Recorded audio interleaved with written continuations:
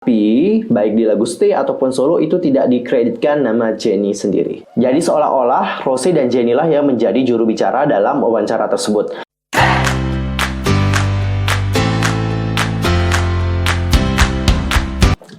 Annyeonghaseyo, Yusuf Kim Imnida. Welcome back to my channel. Gimana kabar kalian hari ini? So fine, so good, nothing problem no pastinya ya. Nah, for this time kita akan ngebahas tentang bukti-bukti bahwa Blackpink ini seperti dikontrol oleh YG Entertainment.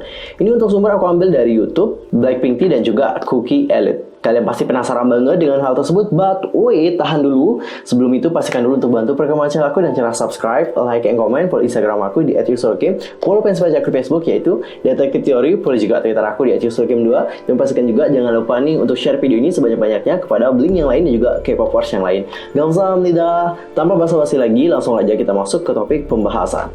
Seperti yang kalian tahu, Blackpink adalah salah satu girl group terbesar. Mereka sangat populer dan juga sukses. Namun, seiring dengan kesuksesan dan juga kepopuleran yang mereka dapatkan, selain mendapatkan hal yang positif, akan ada hal negatif yang didapatkan. Salah satunya adalah dikontrol atau diberikan batasan-batasan tertentu oleh pihak agensi atau YG Entertainment. Tentu pihak agensi punya alasan tersendiri mengenai apa yang mereka lakukan. Semuanya adalah untuk kebaikan artis-artisnya. Meskipun terkadang hal tersebut dapat mengekang kebebasan member-member dari Blackpink. Dan berikut adalah bukti-bukti dari penggemar tentang Blackpink yang dikontrol oleh YG Entertainment. Yang pertama, Blackpink itu dilarang mengemudi, berpacaran, merokok, minum-minum, ngeklub, dan juga punya tato dan lain sebagainya. Jadi dalam video ini kita dapat melihat bahwa Blackpink hadir sebagai bintang tamu JYP dalam acaranya. JYP sendiri menanyakan apakah YG Entertainment memiliki larangan. Jennie menjawab minum-minum dan juga merokok. Lalu Jisoo mengatakan mengemudi. Mendengar hal itu, JYP agak terkejut nih dan bertanya untuk memperjelas apakah benar bahwa mengemudi dilarang. Jisoo pun menjawab, ya kami dilarang. Dia takut kami melakukan kesalahan. Setelah itu Jisoo menyebutkan kembali apa yang dilarang oleh YG Entertainment, mulai dari berpacaran, operasi plastik, pasang tato, kebanyakan dilarang. JYP bertanya kembali, oh jadi ini pertama kalinya kalian ke klub? Karena tema acara dari JYP sendiri adalah kayak klub-klub gitu loh guys. Lisa dan Jisoo menjawab, iya ini pertama kalinya. Terus Rose ditanyakan nih oleh JYP, kamu pernah pacaran nggak? Rose pun menjawab, Ania tidak. Aku bergabung di agensi saat umurku 15 atau 16 tahun. Namun ada sesuatu hal yang lucu saat Rose ditanyakan, pernah nggak sih kamu pacaran? Terus Rose jawab tidak. Ekspresi dari Lisa, coba kalian perhatikan ekspresinya. Ini kayak tampang-tampang orang ini ya, ngenes gitu ya. Pokoknya kyo banget sih ngelihat ekspresi Lisa di sini. Oke, dari larangan tadi dapat aku bilang sih wajar banget. Kenapa? Untuk pertama misalnya kayak ke klub atau minum-minum. Di klub kan banyak hal yang berbahaya. Kita nggak tahu apakah orang di sana benar-benar baik atau enggak. Soalnya kalau di klub kalian bisa menemukan berbagai jenis orang di sana. Nggak ada yang menjamin gitu apakah mereka ini akan melakukan sesuatu hal yang buruk atau tidak kepada member Blackpink. Jadi untuk antisipasi menurut aku ya wajar sih kalau dilarang ke klub. Abis itu minum-minum juga lumayan berisiko sih, soalnya kalau dilihat sama pihak media terus mereka direkam gitu kan, apalagi kalau minum-minum dalam jumlah yang banyak, habis itu mereka melakukan sesuatu hal yang di luar kontrol gimana. Jadi mungkin itu alasan kenapa mereka dilarang ke klub dan juga minum-minum.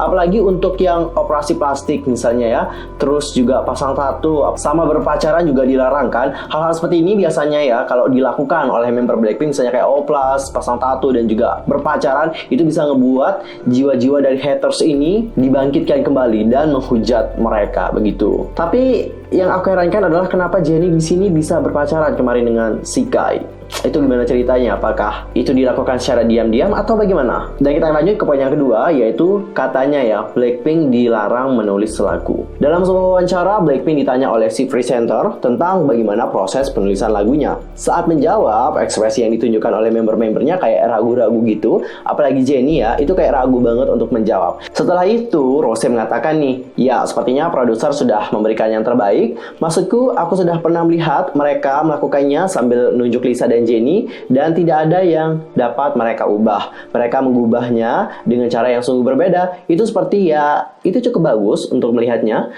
Setelah itu mereka ditanyakan lagi, dan kalau kalian mencoba mengecek lagu kalian seperti rekaman, Rose menjawab sejauh ini produser yang mengurusnya. Dari sini kita dapat tahu ya bahwa Blackpink itu sebenarnya mencoba untuk ikut serta dalam penulisan lagunya. Namun seperti yang dikatakan oleh Rose, tidak ada yang dapat diubah oleh mereka. Semuanya sudah fix berdasarkan keputusan produser. Bahkan di YouTube Cookie Elite itu mencatat bahwa Jennie sangat terbuka tentang kontribusinya menulis lirik lagu. terutama untuk lagu yang Stay dan juga solo. Tapi baik di lagu Stay ataupun solo itu tidak dikreditkan nama Jennie sendiri. Well, setidaknya hal ini bisa lah menjawab para haters yang bilang bahwa Blackpink ini cuman bisa nyanyi doang. Blackpink ini cuman ya bisa nerima hasil fix dari suatu karya tanpa bisa menulis lagu. Mereka bisa loh guys, tapi mungkin pihak YG Entertainment-nya belum memberikan izin kepada mereka, mungkin belum waktu yang tepat bagi mereka untuk turun dalam penulisan lagunya. Oke, but aku nggak tahu sih kenapa mereka itu dilarang gitu menulis lagu. Bukankah hal yang baik ya kalau seorang idol itu juga ikut dalam penulisan lagunya? Bukankah itu semakin ngebuat nama mereka jadi naik ya?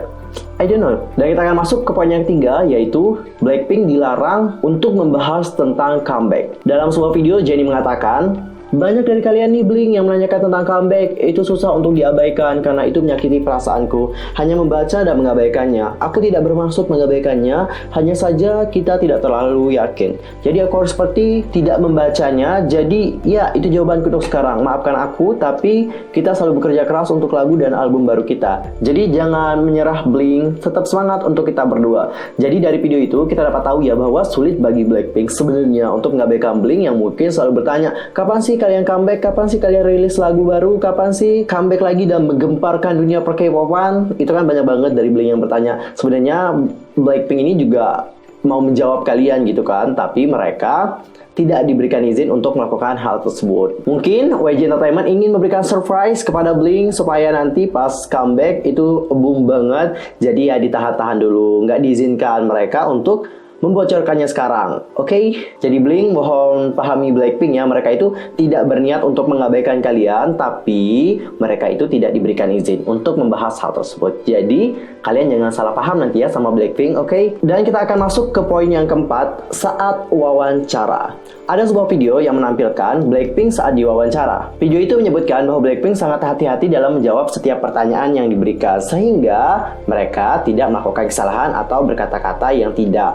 Bahkan dua membernya, yakni Lisa dan Jisoo, tidak berbicara sepatah kata pun dalam waktu kurang lebih 10 menit saat diwawancara. Jadi seolah-olah Rosé dan Jennie lah yang menjadi juru bicara dalam wawancara tersebut. Pewawancara juga dilarang untuk menanyakan hal-hal yang bersifat kritis atau bersifat pribadi member-membernya. Jika demikian, maka langsung akan dipotong pembicaraannya. Intinya yang dibicarakan adalah tentang karya dan karir. Untuk kehidupan pribadi atau kehidupan keras mereka, itu tidak diperbolehkan.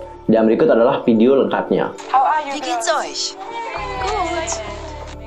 Die beiden Bandmitglieder außen sagen während der gesamten 10 Minuten kein Wort. Jennie und Rosé in der Mitte scheinen die Sprecherinnen zu sein. Und immer wieder werfen sich die Anfang 20-Jährigen unsichere Blicke zu. Sie wissen, sie dürfen nichts Falsches sagen. Wir genießen jeden einzelnen Tag und sind so glücklich und dankbar für das, was unsere Fans uns geben.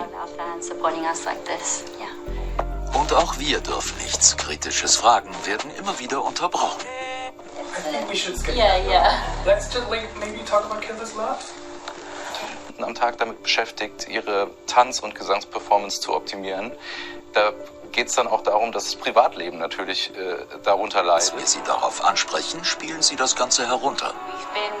Wir haben 7 Jahre an unserer Performance gearbeitet. Es gab natürlich eine lange Zeit, in der wir unsere Eltern nicht sehen konnten. Aber wir haben ja uns, sind eine neue Familie. Und wieder werden wir aufgefordert, mehr über die Musik von Blackpink zu sprechen. Yang terakhir adalah berpergian ke luar negeri tanpa izin. Dikabarkan YG Entertainment ini tidak memperbolehkan artis-artisnya, nggak cuma Blackpink, tapi artis-artisnya yang lain itu juga tidak diperbolehkan untuk berpergian ke luar negeri tanpa seizinnya. Perlu kalian tahu, larangan ini pertama kali dibeberkan oleh Winner ke publik. Well guys, itu adalah bukti-bukti bahwa Blackpink ini seperti dikontrol oleh batasan-batasan yang diberikan oleh YG Entertainment. Secara logika, segala aturan dan juga larangan yang diberikan oleh pihak agensi itu semua adalah untuk kebaikan artisnya. Meskipun terkadang larangan-larangan atau batasan-batasan yang diberikan itu mengekang kebebasan dari masing-masing membernya. Tapi seperti yang kalian tahu bahwa begitulah realita menjadi seorang public figure. Tidak semua hal yang pengen kita lakukan itu dapat kita lakukan. Karena jika kita melakukan satu kesalahan, maka bersiap-siaplah akan dihujat oleh banyak orang. Jadi sudah tugas bagi agensi untuk menjaga artis-artisnya sehingga tidak melakukan hal-hal yang buruk dan tetap menampilkan citra yang baik. Jadi aku mohon kalian juga mengerti YG Entertainment, meskipun mungkin apa yang dilakukan oleh mereka ini tidak terlalu baik untuk artis-artisnya. Tapi begitulah emang ya, jadi public figure emang susah guys, jadi nggak mudah banget. Serius, nggak mudah banget. Jadi tolong hargai mereka ya. Well, untuk video kali ini, I'm Yusril Hakim pamit. Thank you banget udah nonton video aku. Aku mohon maaf kalau ada kesalahan ya, baik dalam ucapan, sikap, dan tindakan. Mungkin ada kesalahan informasi yang salah, tolong koreksi aku dan cara komentar di bawah ya. Dan jangan lupa untuk subscribe, supaya kalian nggak ketinggalan tentang video menarik lainnya tentang dunia per K-popan. Oke? Thanks for watching. Annyeong, gomawayo, 감사합니다.